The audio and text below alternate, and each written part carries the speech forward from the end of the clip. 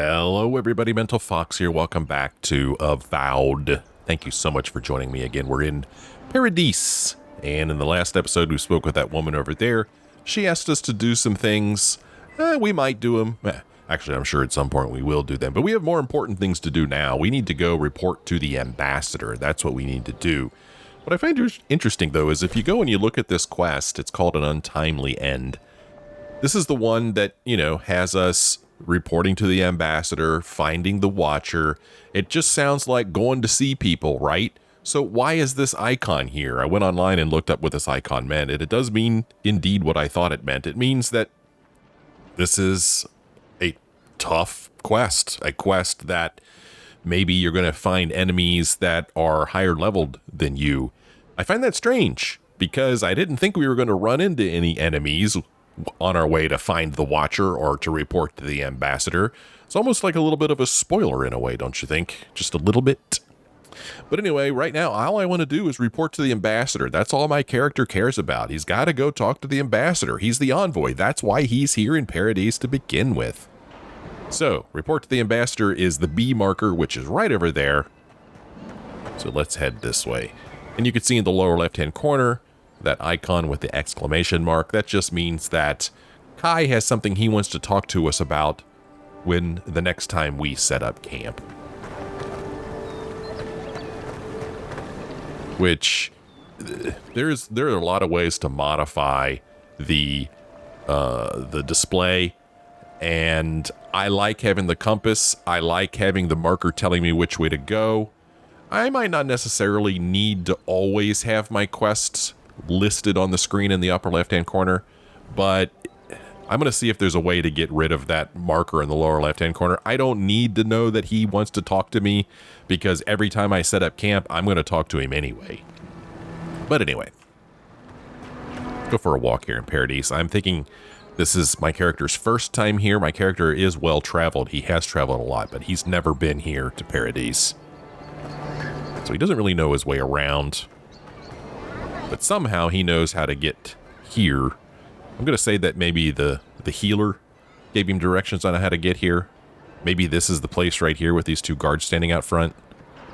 Hello. A soldier and a footman. I wonder what the difference is. They appear to be wearing the exact same thing, have the exact same armor. I guess her helmet is a little different than hers. But they even look like they have the same weapon. I mean, what's the difference between a soldier and a footman? The helmet, apparently. You? Garrick! You died. But you're here. Gods, am I glad to see you. I'm excited to see old Garrick. I like old Garrick. I was hoping we'd see him again. Was not expecting to see him here. But here he is. Let's talk to Garrick. You've got some god looking out for you. Okay, well, Still can't believe you're alive. well, it doesn't look like we could have an actual conversation with him. And whoa, what is with the enemies? Look at my compass. Why am I seeing 3 enemies there? Huh. That's interesting. Let's see what this book is. The Cartographers Guild, Volume 1. Long has the renowned Cartographers Guild served the emperors and queens of Aedyr. It is we who are responsible for the creation and distribution of the many maps throughout the Empire, whether to direct travelers throughout the expanse that is Aedyr, guide ship captains on their voyages throughout Eora, or simply adorn the walls of an aristocrat's home. One can rest assured that the Cartographers Guild is behind the creation of every one of these works of art. For over 2 centuries, since the Noble Expedition Corps discovered the Eastern Reach, have we worked and labored to keep all of the Empire and her colonies supplied with accurate, high-quality maps. God's willing, we will continue to do so for centuries yet to come. This is interesting. This is going to get added to our journal. It usually means there's some kind of story thing with it. You can see here we go to our journal. We go to documents, and that's just lore, I guess. I don't know. I guess maybe it just slaps lore in there for us. I'm really nervous about these enemies that I'm seeing. What is up? Here's another book, The Aedyr Empire Part 1 Origin. I can't believe how quickly I forget how to pronounce things. I mean, I've been playing this game pretty regularly, multiple hours a day even. And is it Aedyr? I think it's Aedyr. I'm pretty sure that the accent is on the first syllable, Aedyr. I hope that's right. The Aedyr Empire Part 1 Origin. In approximately 2200 AI, a group of tribes called the People of the Deer unified into a new civilization called the Aedyr Kingdom. The tribes, small and widespread over the land, knew it would be better for their continued existence to unify. The leaders of each tribe became advisors to the king chosen by the group. Each advisor would still be lord over his people, but each lord would answer to the Fairkoning, or first king. This decision was exactly what was needed, and the Aedyran kingdom thrived, spreading across the land and establishing strong trade routes. The Aedyrans became known as fair but shrewd businessmen. While the country thrived and internally there was little strife, there were still the occasional skirmishes with the neighboring elven kingdom of Culklin. Not long after the kingdom was formed, the Aedyran people began studying animancy. Still largely unknown at that time, animancy was an exciting, terrifying new realm in which Aedyran scholars saw great potential. This potential came to bear fruit in 2260 AI when a group of animancers, working together, transferred the soul of a recently departed man into another body, creating the first of what would later come to be known as the undead. The reaction to this discovery was swift and decisive. Both the king of Aedyr and the Church of Woedica condemned this event, and the study or practice of animancy was outlawed. It would never again be practiced openly on Aedyran soil. Conflicts with Culkin continued, escalating into a minor war in 2398 AI. Afterward, a treaty was signed and the kingdom of Aedyr merged with Culkin to form the Aedyr Empire. With the political and military strife now settled, the Aedyr Empire would become an economic powerhouse. I keep pronouncing this differently, don't I? I'm so sorry. It would drive me crazy if I was watching this and somebody kept pronouncing it differently. I don't know why I do that. I guess I'm getting old. The Aedyr Empire would become an economic powerhouse, able to acquire and generate resources that were difficult to obtain in other parts of the world. The empire's trade routes became some of the most lucrative in the world. We've added that to our journal. Yeah, some things in this game you could pick up and some things you can't. Over here we've got another book, Aedyr Customs, but for some reason there's an E on the end of Aedyr this time. Maybe the E on the end refers to the people of Aedyr? Aedyr is a country rich with custom, and they are known for their strict adherence to them. Their customs run the gamut from grand celebrations, like the Feast of Feasts, to mundane superstitions, such as ways to avoid Zveth addiction. This volume will focus primarily on bigger celebrations, as no one knows how to throw an extravagant party quite like an Aedyran. The Feast of Feasts. The biggest and most important of all Aedyran customs is the Feast of Feasts. This week-long celebration happens the first week of Fonestu, deep summer, and is dedicated to honoring the life of the first Fairkoning, or Fairkoning, I don't know. Each day of the week is devoted to some aspect of the Fairkoning's life, and there are very specific dishes to be served at each meal. The Feast of Feasts originally began as a festival celebrating the birth of the Fairkoning's first son, and soon became a yearly occurrence during the week of his birthday. Currently, Aedyrans simply use it as an excuse for a party and pull out all the stops in an effort to outdo the previous year. Unless you wonder, as I did, which Fairkoning is honored during the Feast of Feasts, it is always the current Fairkoning. For each Fairkoning is the first and only Fairkoning. Sweet Treat. A special custom that arose at some point during the Feast of Feasts, Sweet Treat started as a way to keep children occupied so the parents could dine in peace. While it is still used for that today, significance has been added to it. Each treat is placed in a container, usually small metal boxes, and hidden somewhere on the property. After everything has been hidden, the children are sent out to find the treasures. It is said now that the hidden treats represent Glanfathan artifacts, and the children are the explorers, bringing the riches back to their new and rightful owners. Carnival of the Mask.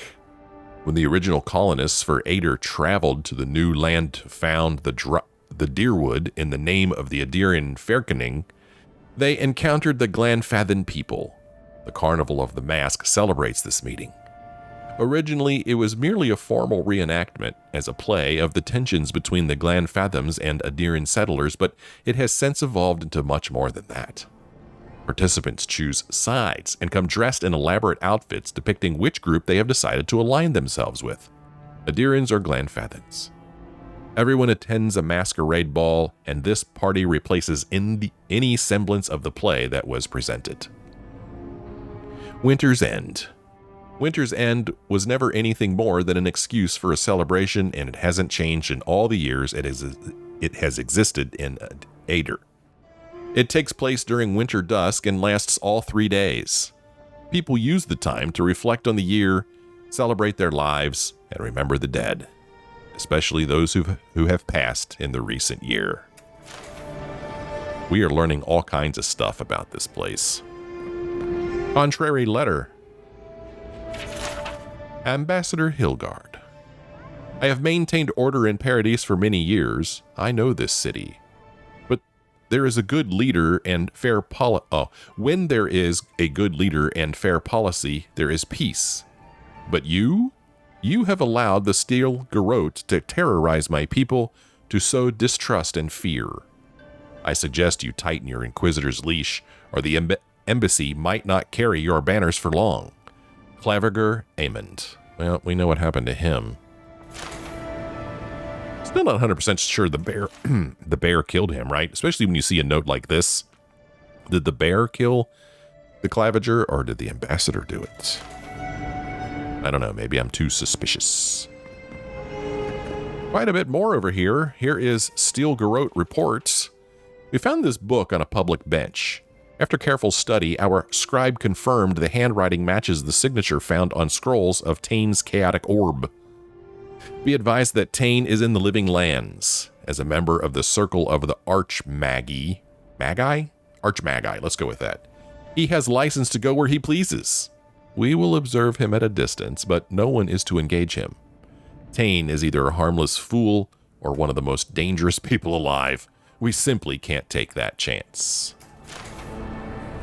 Here's Tain's diary just sitting right here, just sitting out. Tain, why'd you leave your diary sitting out, man? Dear diary, here I am in the living lands. This island might not be the safest vacation spot, but it's certainly the most colorful. Also the most flavorful, according to these mushrooms, and mushrooms seldom lie. Before I forget, I promised Bakarna I'd bring back a souvenir. There's rumor of a fallen star in Emerald Stair. Could be a nice addition to her collection. A message is scribbled on the inside cover. If found, please return to Tain, the Archmage, author of Tain's Chaotic Orb. Well, unfortunately, this is not one of the books that we can pick up, so we cannot return this to Tain, the Archmage. Here's just a random person over here who I cannot interact with, but I can interact with the book behind him, The Aedyr Empire Part 2, Expanding Borders. In 2602 AI, Aedyrian explorers returned from over the ocean, telling tales of the ruins and treasures there, and of expansive fields that were perfect for growing vorlas. The explorers warned the Fairkening that the locals were not friendly to outsiders, but the Fairkening, seeing this as an opportunity to extend his empire and secure trade on another continent, sent more explorers. Over the next 20 years, the area that would become the Dyrwood was investigated, mapped, and colonized. In 2623, the first permanent Aedyrian colonial settlements were established. Vorless fields were set up north of the forests in the Dyrwood, but between the conflicts with the Glanfathans and the War of the Broken Stone, it floundered. It wasn't until 2643 that the opportunity presented itself again. Some Euthasian pilgrims, wanting to escape persecution, established colonies and Vorla's farming operations in the territory of Ridsaras. I'm sure I'm pronouncing that wrong. With Grand Valia on the verge of collapse, the Fairkening wanted to ensure his hold on the purple dye trade would be established. He encouraged the settlement and even paid to have the pilgrims set up in the New World. Because the Fairkening was still trying to secure his name in the purple dye trade, he was unable to properly respond to Admeth Hadret when he issued his ultimatum. To avoid a rebellion and leave himself time to oversee the Vorlus farms in Red Saras, the Fairkening relented and made Admeth a Gref Palatine. In return for this concession, Admeth spent time and resources on the Deerwood's trade and shipping routes, benefiting the Fairkening with increased income. For 7 years, the Deerwood provided Aedyr with a steady income, leaving the Fairkening time to ensure his trade system in Raid Saras was strong. With the Fairkening's attention elsewhere, Admeth instituted the 10 Years Treaties, ending slavery in the Deerwood and permanently removing one of the revenue sources provided by the Deerwood and explorers, the artifacts from the ruins scattered throughout the Deerwood. At this point, the Fairkening's word meant almost nothing to the citizens of the Deerwood. Admeth Hadret had replaced him as their true leader. In order to undermine Admeth's standing, the Fairkening found allies willing to explore the ruins against the treaty conditions and plunder them. Soon Aedyr again had a supply of artifacts to sell. When his agents were eventually caught, the Fairkening distanced himself from the operation, certain there was no way to link him to the proceedings. But the Gref, using means provided to him by his Glanfathan allies, discovered the evidence needed to prove the Fairkening was behind the plunderers. The conflict that arose from this revelation led to Admeth declaring independence for the Deerwood in 2668 AI. After a bloody 4-year-long war that resulted in the death of Admeth, the Fairkening relented. Trying to keep control of the Deerwood had become too costly. He signed treaties with the new Duke of the Deerwood and returned his attention to Raid Saras, redoubling efforts on the Vorlas trade, which is still running today. More than you ever wanted to know about the Aedyr Empire. Ain't that right, Kai? Dawnshore is most people's first view of the living lands and last brush with civilization. Is that so? Here's Tycg? I don't know. Envoy, hello. I'm glad to see you on your feet. Kai. Tycg. I'm surprised they let you in here. I'm surprised you're still gainfully employed. Tycg, huh? Ooh, something happened between you two. Do we have a problem here, or whatever's going on between you two, keep it to yourselves? Oh, we're so perceptive. Something happened between you two. It's nothing like that. You run into all sorts of characters around here, is all. Some more polite than others. I didn't mean anything by it, Envoy. He's just curious company for you to keep. Hey, somebody has to have the envoys back, because you all sure didn't. No one expected the Envoy to get assassinated. Exactly. Amateurs. Weren't you with the envoy when he got assassinated, Kai? What did you do about it? I think there's more to the story here, or whatever's going on between you to keep it to yourselves. Nah, let's hear more. Tell me more of the story. Well, Kai? come on, it's funny. Tycg caused a ruckus last time he was slumming it at the Ballarrock. You were trying to kill a man, if I remember right. I had to put you outside. You threw me into the canal. You lived. That water's filthy. I had the runs for 3 days. Gods, Tycg. The envoy doesn't need to know that. As a Vanguard scout, we could say, I'm no stranger to gut rot. Out in the field, you don't always get to pick your water source. We could say, did you really try to kill someone, Tycg? Or, right, well, I've heard enough. I mean, I want to say both of these. I don't know. I'm no stranger to gut rot. Yeah, but now you'll never think of Tycg the same way again, will you? And now he'll never think of you the same way either. Let's not make more of it than it was. I shouldn't have said anything. Oh. Hey, did you really try to kill somebody? The fellow cheated me. I couldn't let that slide. Or he'd think we were all marks. It was over a dice game, right? Tycg here has a gambling problem. Great, let's air all my troubles. Is there anything else? The bartender sleeping with your girlfriend. You're lying. You sure about that? We'll talk about this later. I'm not breaking up with her for you. Just so we're clear. That's more than enough. Thank you. Was there anything I could help you with, Envoy? We're gonna say, come on, Tycg, you're not gonna stand up to Kai? Or I was hoping you might answer a few questions for me, or I should go. I don't know, I like hearing these two talk to each other. Aren't you gonna stand up to Kai? The 7-foot-tall Almawa with biceps the size of my head? No, I am not. Flatterer. You know I'm barely over 6.5. How about you answer some questions for me, Tycg? Naturally, sir. How can I help you? Oh my. I'd like to understand Paradis better. The Emperor didn't have time to brief me on the living lands. What do I need to know? I've been hearing a lot about this Inquisitor Ludwin. Who is she? I was told to meet with a Watcher, but I don't know anything about them. What can you tell me? You're the Ambassador's secretary. What's he like, or I should head out? Well, tell me a little bit more about Paradis. What would you like to know? Oh my gosh. Okay, get ready. We're going to learn a lot. When was this city founded? Who lives here? If you're looking for a particular year, the first thing you should know about Paradis is that this isn't the kind of place where the locals keep records.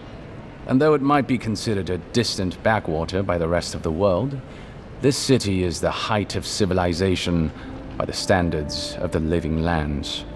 As for who calls this place home, I suspect you could find a criminal, confidence man, or prophet from every civilization in the world here. Hey, come on. You're gonna give the envoy the wrong idea. We've got draft dodgers, courtesans, and revolutionaries too. You know, all the fun people. In any event, as far as I can tell, Paradis has been this way since its inception. Thus the eclectic display of architectural styles. If nothing else, this city is a reflection of the countless people who have passed through it on their way to the interior.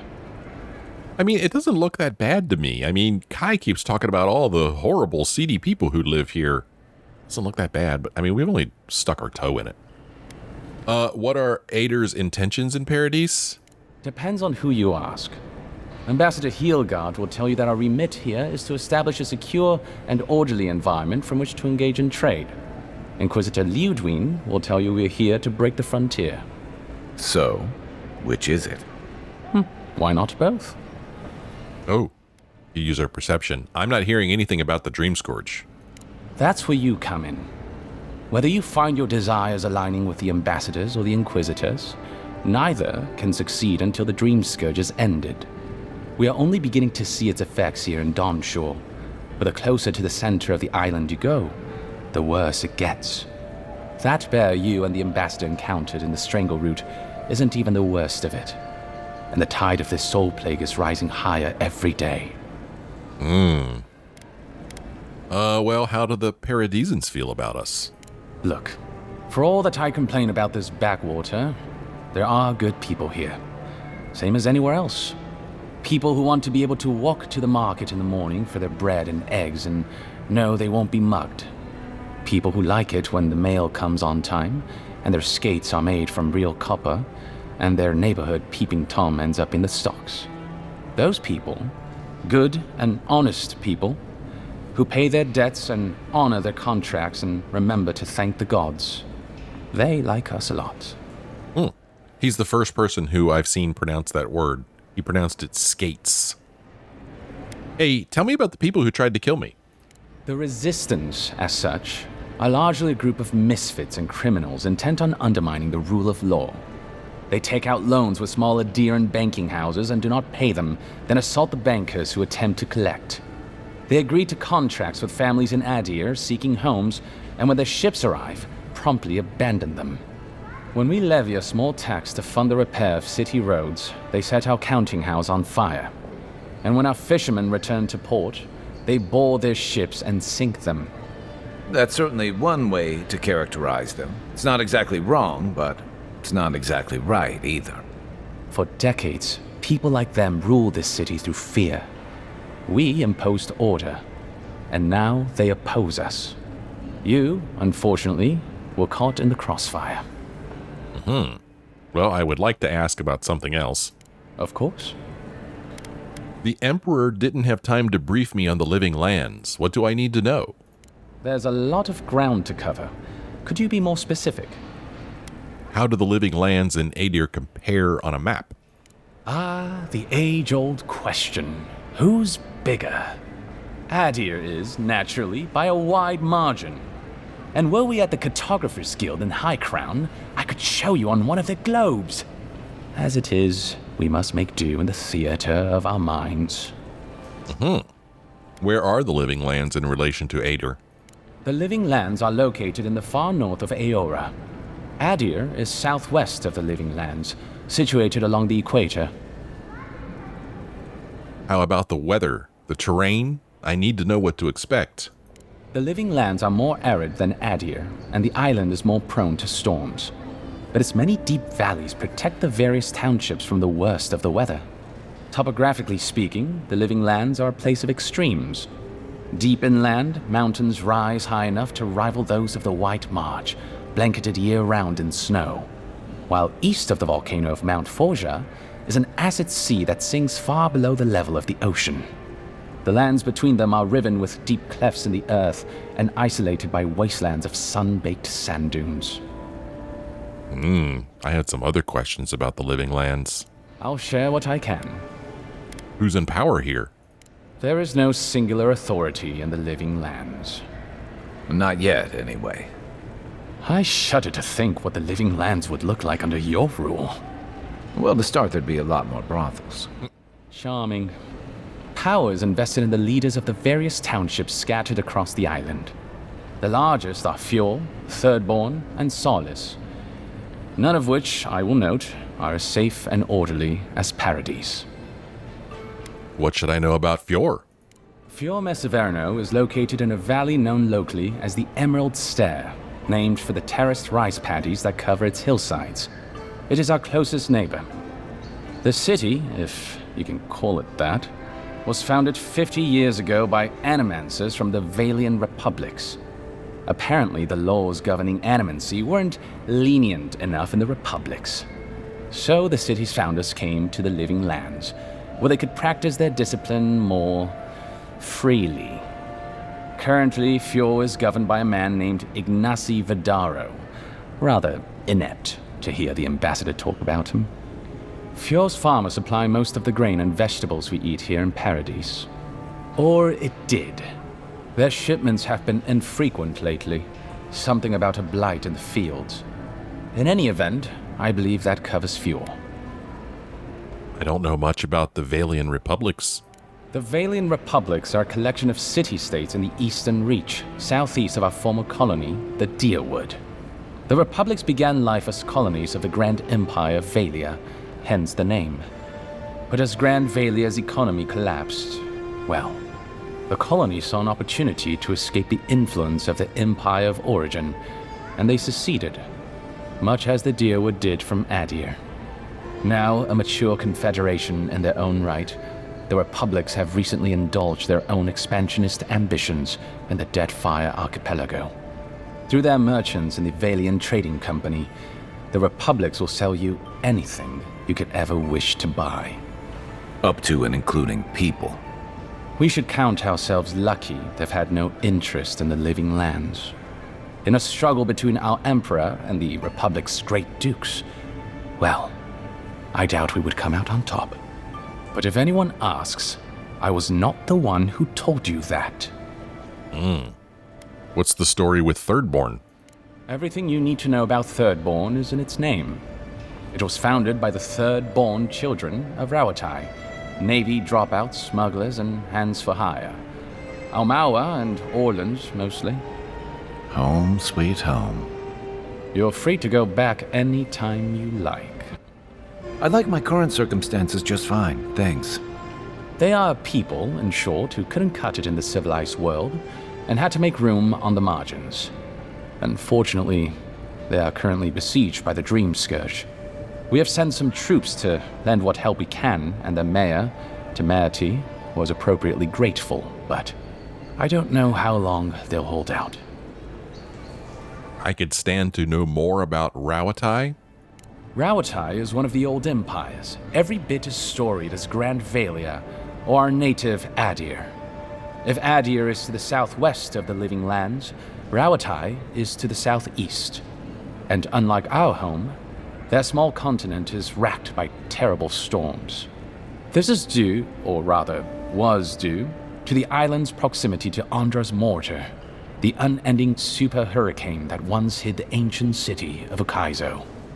Rauatai is largely peopled by Aumaua, descended from those who fled the Deadfire Archipelago centuries ago, when Andra pulled the moon, Ioni Brather, into the sea. They are an aggressive, militant culture, and personally I find their obsession with gunpowder rather quaint. They are also our chief rivals on the world stage. I don't think they see it that way. No? Well, as far as Navy brass is concerned, Aedyr doesn't really rate. Now you're just making things up. Sorry to be the bearer of bad news, but we don't think about you at all. What can you tell me about Solace? Solace is, what is there to say, really? Yeah, they tend to have that effect on people. The trouble is, I don't know much about Solace. Nobody does. They are an isolationist community of Pargrunan dwarves who live in the forbidding ways of Galawain's tusks. They don't let outsiders into their lands, and they don't let their people out of them. Some folks get out from time to time, but they can't ever go back. And the ones who survive aren't eager to talk about their experiences. People aside, the land itself is incredibly hostile. The island's volcano, Mount Forja, rests at the heart of the region, and it's recently become active. Half the land is lava rock, and the other half is, well, literally lava. I don't know why anyone lives there. I have to assume they're all insane. You have no idea. Well, can you tell me anything about the Pargrunan dwarves? Naturally. The Pargrunan are a unique community of mountain dwarves originating in Old Valia. As a people, they've made their name as explorers, builders, miners. No doubt you've seen their ruins in your travels, here, back home in Aedyr, and all across the world.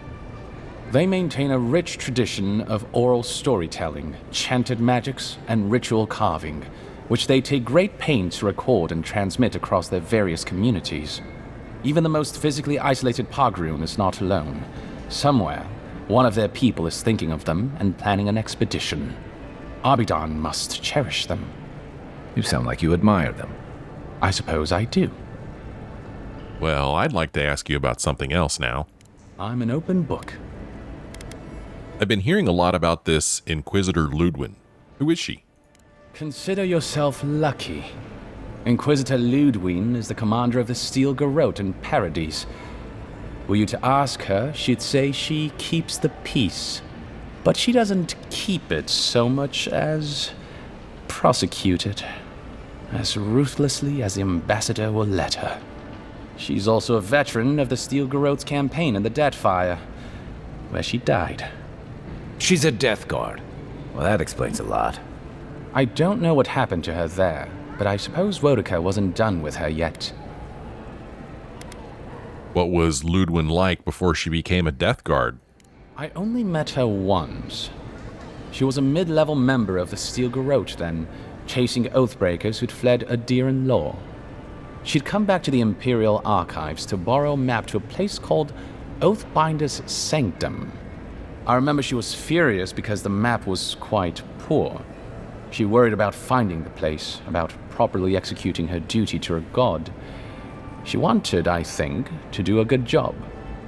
So, while clearly she has changed, in some sense, I'd say she's much the same. I've never encountered an actual Death Guard. I thought they were figures from old stories. Death Guards are surpassingly rare.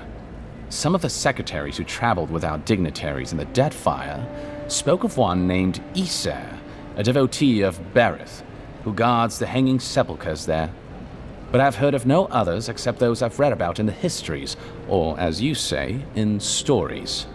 They are people, most often paladins or priests, so devoted to a cause that they simply refuse to pass on to the wheel when they die.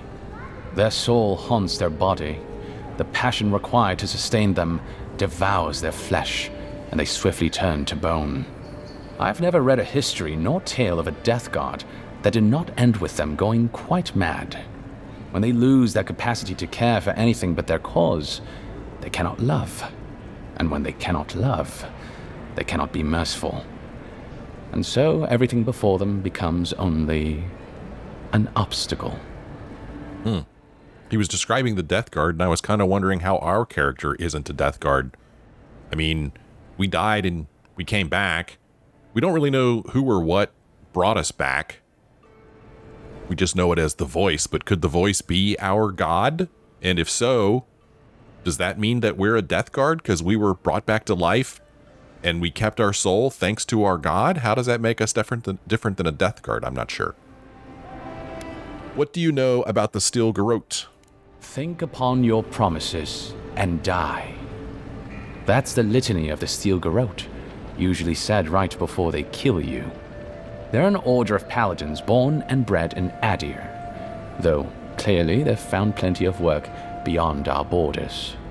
Their remit is simple but comprehensive. They punish all who break their oaths. In practice, that has historically meant contracts. One lord or merchant will hire the Steel Garrote to bring a duplicitous rival to justice. Fun bunch. What are they doing in Paradis? Since the events in the Deadfire, their operations have expanded. The Steel Garrote has always been associated with Boudica. Now they are explicitly her order. And they go wherever Boudica's priests, or Boudica herself, believes there is a need for them to go. The Living Lands are a dangerous, lawless frontier in sore need of order. Thus, they are here. Or so the Steel Garrote say. Boudica, goddess of vengeance, Ludwin's chosen, a challenging patron. Do you think so? I've always found her inflexibility comforting. Boudica's edicts are clear. If you obey her laws, pursue justice, punish the guilty, and give fealty to the Emperor, then you have pleased her, and I aim to please. But Boudica does not trust. She demands that you declare yourself for her again and again. Her every request is a test, and her every test is an opportunity to disappoint her. I appreciate a god who makes you work for their grace. I don't want anything given to me for free. Well, I guess I'd like to ask you about something else. By all means. I was told to meet with a Watcher, but I don't know anything about them. What can you tell me? Now, earlier I said that my character does know what a Watcher is, but let's say this anyway. I trust whomever told you to consult a Watcher also told you to avoid the one in the city. She is a liar and a thief. Oh, did you take your money? No. Anyway, Watchers are individuals capable of perceiving souls. The soul may be in a living body, or it may simply be lingering, waiting to pass into the in-between. In either case, interacting with a soul allows a Watcher to glimpse a person's past lives or their most deeply buried memories. Watchers are incredibly rare, and in Aedyr, highly controlled. Many people wish to know who they were in a previous life, and do not like what they learn. What happens to Watchers in Aedyr? The smart ones stay hidden. They do not announce their powers, perhaps not even to themselves. Even a careful Watcher risks inadvertently revealing themselves by knowing something they shouldn't know. Of the ones that are public, little is concretely known. But we hear things. They make good judges in Boudica's courts, so long as they're controlled. The lords, it's rumored, buy and sell them to collect blackmail on their enemies. But I suspect many Watchers are imprisoned or executed, or simply kill themselves. Are Watchers dangerous? A Watcher doesn't need your cooperation or consent to read your soul. They could learn everything about you, terribly damaging things about your parentage, for example, or things you did in a past life, without you ever knowing. You see how this could threaten the established order, undermine our betters' right to rule. Yeah, but that's just one side to it. Imagine how a Watcher feels, knowing what a threat they are to the status quo.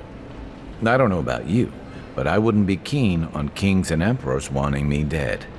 Sounds like a lot of hassle. Don't sell yourself short, Kai. I don't doubt you're an expert in people wanting you dead. You're not wrong. I rarely am, in any case. The Watcher is fundamentally a tragic figure. Of the few that survive our world, most are destined to go mad. Could I become a Watcher? Yes and no. So far as I understand it, a Watcher is born a Watcher. But it takes an event, often something shocking or traumatic, to bring a Watcher's powers to the fore. So you may be a Watcher, or I may be, or Kai, and we might not even know. Interesting. Are there any famous Watchers I should know about? Well, the Watcher of Cadnua is legendary. It was their castle Aedyr destroyed when he began his campaign of terror in the Dead Fire. Oh, by the Queen, I hope I get to meet them someday. In terms of local interest, you'll have heard of Runed, of course. And there was Aedyr. You may not know about her. She was a Watcher from the Living Lands. I believe she was an Orlin. She must have died, 150 years ago. Slain by a great serpent, gods treat kindly with her soul. Doubtless there are others, but most don't meet a good end. So that's the second time I've seen Orlin mentioned. Orlin, well, I don't see it mentioned here, unfortunately, even though when he said it, it was in this teal color here. But yeah, I don't see anything about it, so oh well. We could use our perception and say, you know quite a lot about Watchers for a secretary. I don't think so. The Envoy is right. You're basically a Watcher encyclopedia. Why should a secretary be limited to knowledge of filing systems and how the ambassador takes his tea? I was a boy once. Watchers were a special interest of mine when I was young. He sounds defensive to me. Does he sound defensive to you, Envoy? Yeah, he sounds very defensive to me. I am not a Watcher. Exactly what a Watcher would say. Both of you, please, your fun puts me at tremendous risk. This isn't a subject the Inquisitor takes lightly. All right, all right. I know you're not a Watcher, Tycg. You'd be better at dice.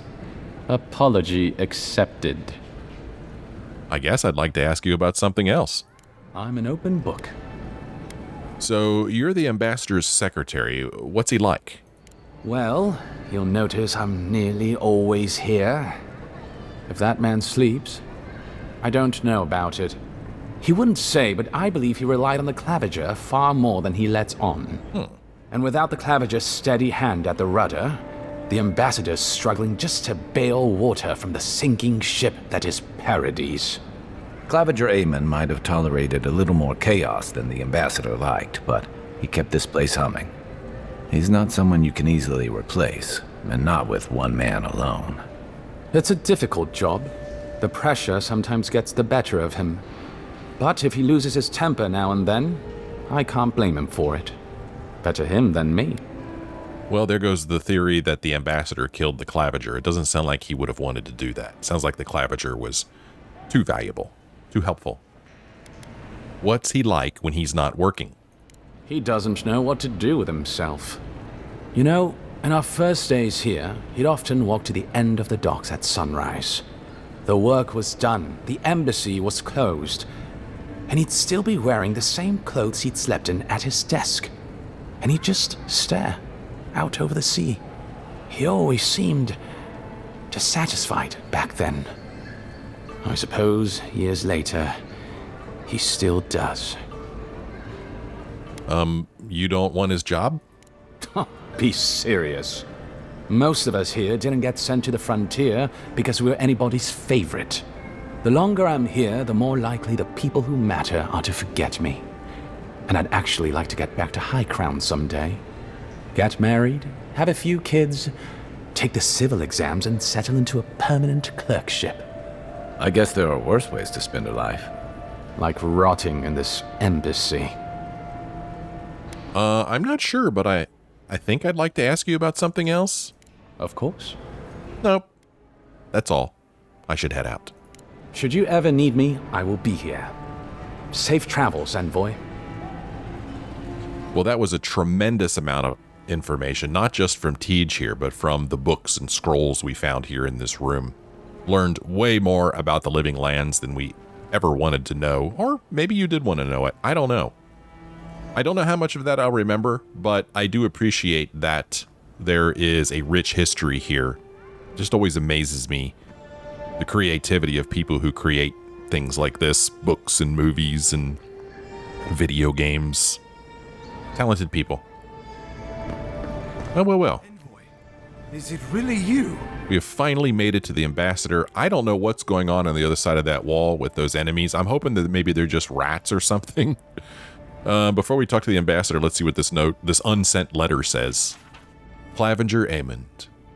I know the blighting of the Strangleroot is a cause for concern, but I must strongly discourage any trade deal that involves buying additional crops from Fior Mess Inverno. We cannot endorse the blasphemous trade of animancy, much less welcome it to our dinner tables. Ambassador Heelguard. Huh, how about that? Ambassador, I'm finally here. I can't believe you're alive. When they dragged you to Liviana's clinic, I assumed the worst. How do you feel?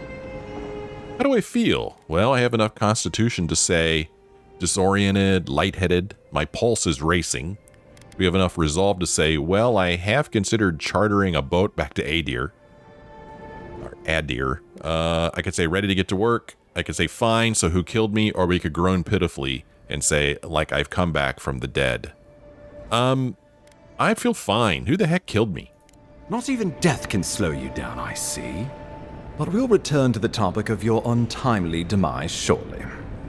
Our first order of business is your purpose here in the Living Lands. You said you had a missive for me from the Emperor? I do. We could give it to him and say, here you are, Ambassador. We could give it to him and say, I hope this is worth all the trouble. We could give it to him and say, glad to be finally rid of this thing. We could say, you can read the missive, but I'd prefer to hold on to it. Well, all this time, I've pretty much said that my character is here to do a job, and he's not going to complain about it. So we're going to give him the missive. Here you are, Ambassador. Very good. I'm eager to see what our Emperor intends. Now, His Majesty names you a loyal servant of the Aedyr Empire, and an extension of the throne's authority. Thank goodness. At least someone understands the gravity of our situation. Oh, I have a lot of might here. I could say, great, message delivered. Let's talk about my payment. Yeah, right. I don't have enough dexterity to say what we would have said here. We could say, His Majesty is concerned the Crown's efforts in the Living Lands could be jeopardized by the Dream Scourge, or the Emperor sent me to investigate the Dream Scourge. I mean, this is really all I know. I think this would be an assumption on our part. But yes, this is why we're here. We're here to investigate the Dream Scourge. And I can't think of anyone more suited for the job. You've seen how wild the Living Lands has become, both in nature and in politics. Sometimes I think the island has a mind of its own. No sooner had you arrived than you found yourself at the center of our troubles. Oh, we're not smart enough to say this. We could say maybe it has something to do with my godlike nature, or I also found an arrow in my guts. I think it might have something to do with our godlike nature. At this point, I can't rule anything out. We're in uncharted waters. This embassy has no shortage of political foes, but the Dream Scourge is what keeps me up at night. You've seen firsthand what it can do in nature. We can't let it reach the cities. I agree. We don't have enough resolve to say that. We could say, then we better get to work. We could frown thoughtfully and say, assuming it's not already here. We could say, you should have sent for me sooner. Now it may be too late. Or we could say, Dream Scourge. Where'd the name come from anyway? I do want to know this, but I also want to frown thoughtfully and say, assume it's not already here. Inquisitor Ludwig thinks the plague is a distraction. She's more concerned about these local rebels fighting against the Empire. And you're not? At least rebels know the meaning of negotiation and compromise. But a plague kills indiscriminately. Though, even I must admit, the rebels have gone too far. They've sabotaged our work, killed our soldiers, and the final straw, attacked you out in the open. Why go after me? I just got here. Killing me was bold, I'll give them that. Or such blatant disrespect cannot go unavenged. I mean, why did they go after me? I just got here. I mean, are they trying to protect the Dream Scourge? All the more reason to strike first, or so the thinking goes. Whatever their reason, we have to retaliate for the good of the Empire. I won't lie to you, Envoy. Our position is tenuous. If we can't even defend ourselves, how are we to defend the living lands? But defend it we must, for the sake of everyone who calls this island home. Inquisitor Ludwig demands that someone hang for the attempt on your life.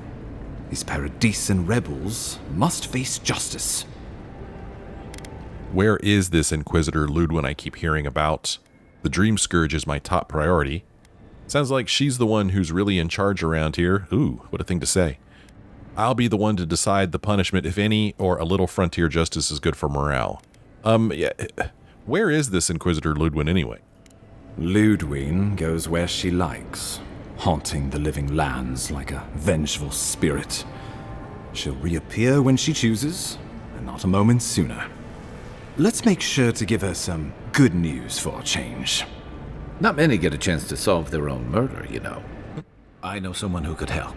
A dwarven tracker named Marius. Kith or beast, there's little he can't find. He's staying at the Grinning Ballarrock, not far from Liviana's infirmary. We just take the main road east to the market, then head down the stairs and cross the canal. Rough part of town, even by the standards of Paradis. I see. A local expert is exactly what we need. A tracker? Kai, we're not hunting deer. You've proven to be capable so far. What can he do that you can't? Or I'll consider him. Thanks for the recommendation. Yeah, I think a local expert is what we need. Marius is from the Tusks, about the harshest and remotest place the gods ever created, even by the standards of the living lands. Trickery, lies. Whoa. The gods did not build this place. Let's just say no one survives out there without picking up a few skills, the kind we'll need if we're going to find hidden assassins. Especially if they're from the streets of Paradis. I suggest you recruit as many allies as you can, but choose carefully. They, like you, will represent the Empire. But before we can send you off to parts unknown, we need assurances from the local healer that you're fully recovered. Oh. After all, you survived a brush with death. The health of your body is one thing. The health of your soul is another. Okay, well, at least now the game is giving us a valid story reason to go visit this Watcher. I was thinking maybe it wasn't even that important, because our character has more important things to do, but now even the ambassador is saying that we need to check on our health. I do want to go back to the dialogue history and lore here, though. The voice here. So Kai, we said a local expert is exactly what we need. And then Kai said Marius is from the Tusks, about the harshest and remotest place the gods ever created, even by the standards of the living lands. And the voice did not like that. Trickery, lies, the gods did not build this place. And it really startled me when they said that. It was just so abrupt. So the voice does not like the thought that people think that the gods created this place. If the gods didn't build this place, then who did? I don't know. But the voice did not like that. Let's see. Liviana suggested I visit a Watcher. I feel fine if that's your concern. Or are the living lands so dangerous my soul is at risk? Yeah, the Living Land's that dangerous? You haven't seen what's really outside of these walls. Trust me, that bear was the least of it. He's right about that much, Envoy. Remember, the assassin is out there. You have the element of surprise. I suggest you use it. Okay. Wink, I always do.